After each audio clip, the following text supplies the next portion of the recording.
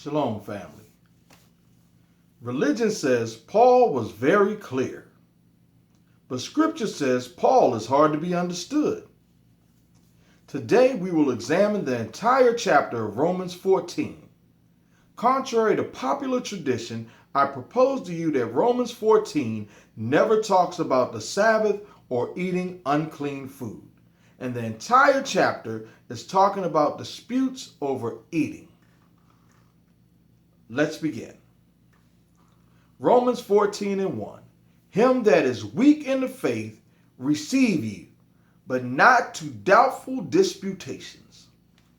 The chapter opens up with Paul warning of having disputes over opinions with people who are new or weak in the faith.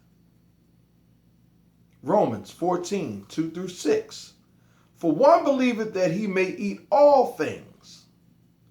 Another who is weak eateth herbs.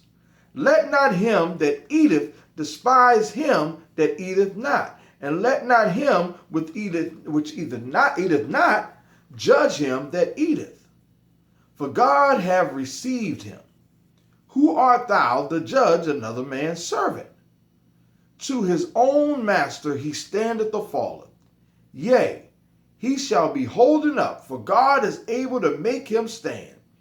One man esteemeth one day above another, another esteemeth every day alike. Let every man be fully persuaded in his own mind. He that regardeth the day regardeth unto the Lord, and he that regardeth not the day to the Lord doth not regard it. He that eateth, eateth to the Lord, for he giveth God thanks, and he that eateth not to the Lord, he eateth not, and giveth God thanks. This entire passage, from verse 1 to verse 6, is one context. It does not begin with ordaining eating anything you want in verses 2 and 4, and then turn around and make a specific Sabbath day void in verses 5 and 6. That's error and an imposition of personal opinions onto the text. First, let's move the Sabbath out of the way. The Zondervan Compact Bible Dictionary says, Sabbath, the weekly day of rest and worship of the Jews. The Sabbath was instituted at creation. The story of creation closes with an account of God's hallowing of the seventh day, because on it he rested from his creative labors. Genesis 2:1-3.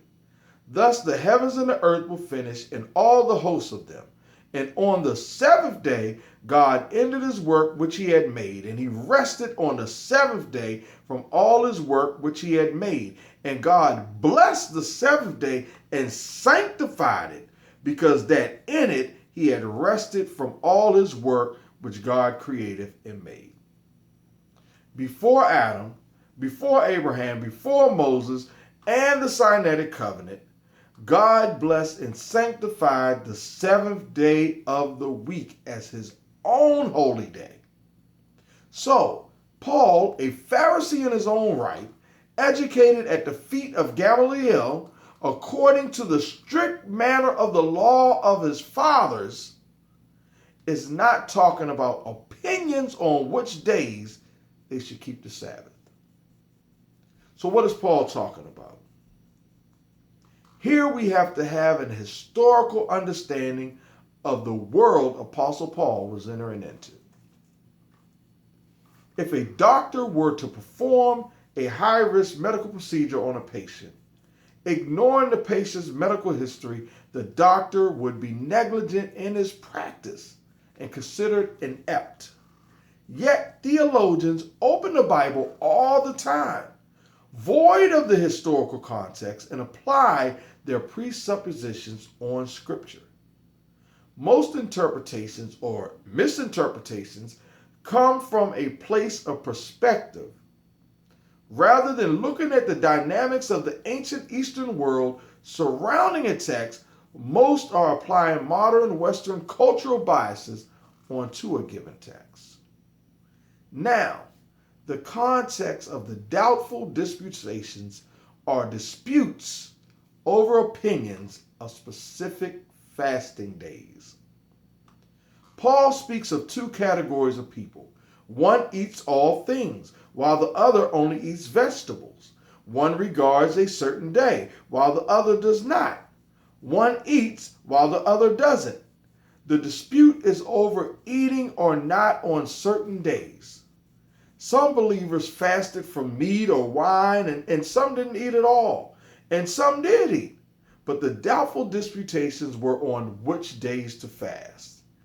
Eating vegetables or a basic diet that did not include any meat, wine, bread, or pleasantries was constituted in Daniel when he fasted. Daniel 1, 10 through 16. Prove thy service, I beseech thee, 10 days, and let them give us pulse to eat, and water to drink. Then let our countenance be looked upon before thee, and the countenance of the children that eat of the portion of the king's meats. And as thou seest, deal with thy servants. So he consented to them in this matter and proved them 10 days. And at the end of 10 days, their countenance appeared fairer and fatter in flesh than all the children which did eat of the portion of the king's meat. Thus Melzar took away the portion of their meat and wine that they should drink, and gave them pulse. The Eastern Bible Dictionary defines pulse as herbs, vegetables, food in general. So we see that Daniel fasted from meat and wine for 10 days, only partaking in vegetables and water. Daniel 10, 2 and 3. In those days I, Daniel, was mourning 3 full days.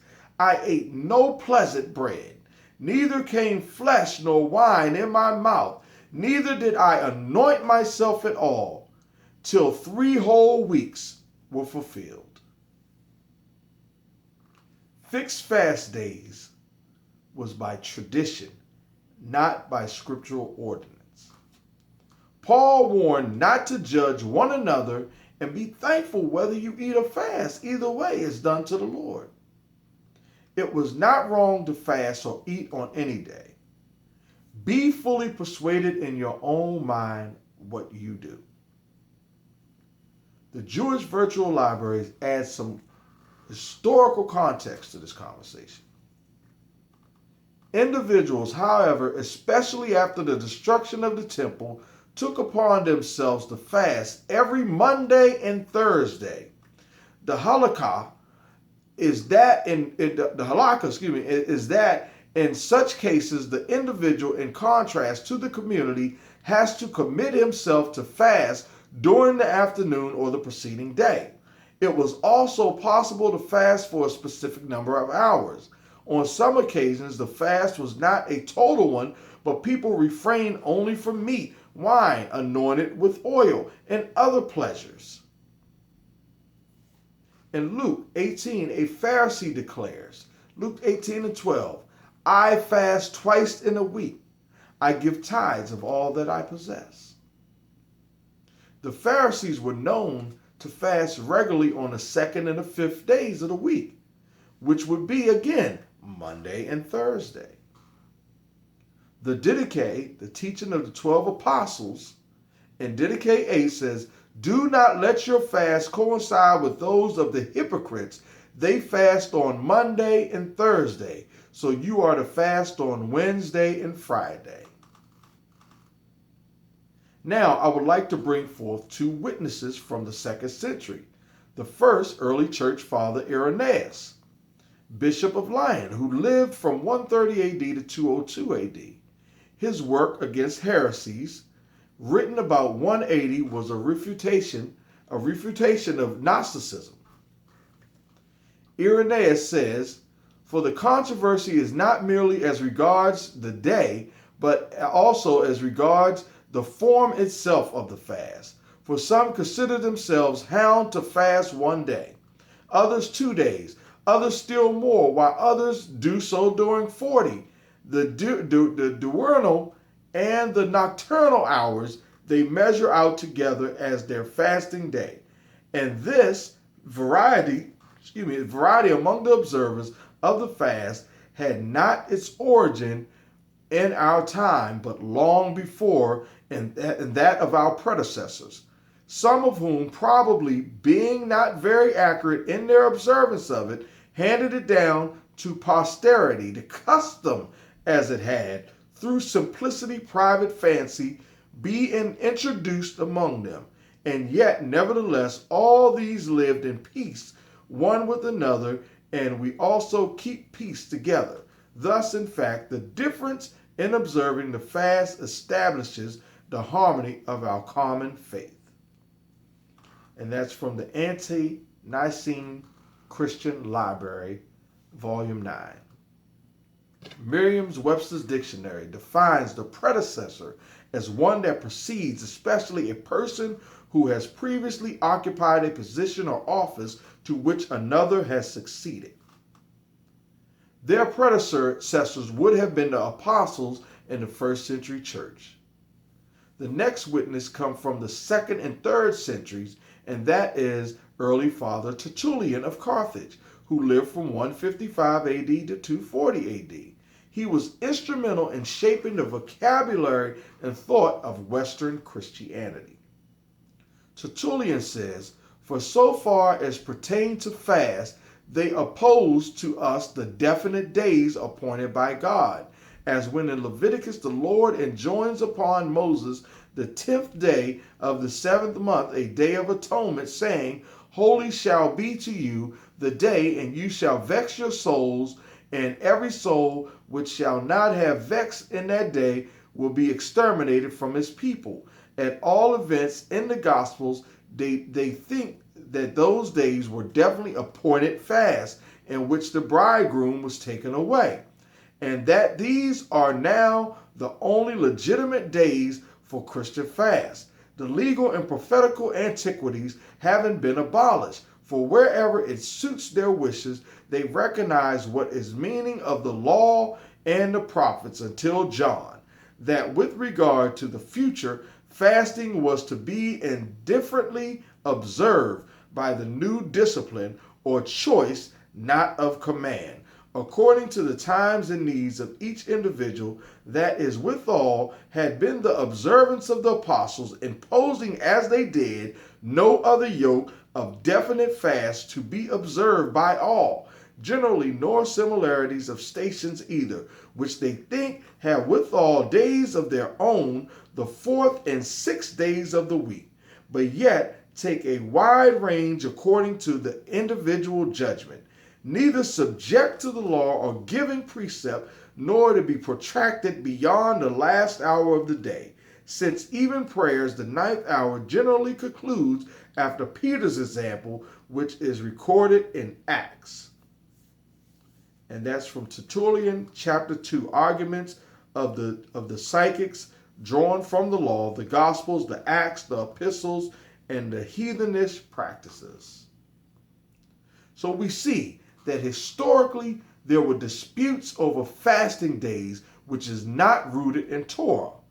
Paul is liberating the believers from taking on this burden when he speaks of context of fasting.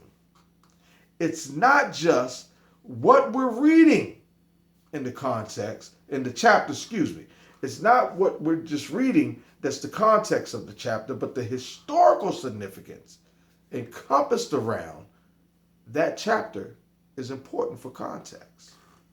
We have to remember that Paul's scriptures are letters, and we're only privy to one side of the conversation. Paul was dealing with a conflict which prompted him to respond, "One man esteemeth one day above another, another esteemeth every day alike. Let every man be fully persuaded in his own mind." To fast or not to fast, giving thanks to the Lord. This is the topic of the first half of Romans 14. Shalom.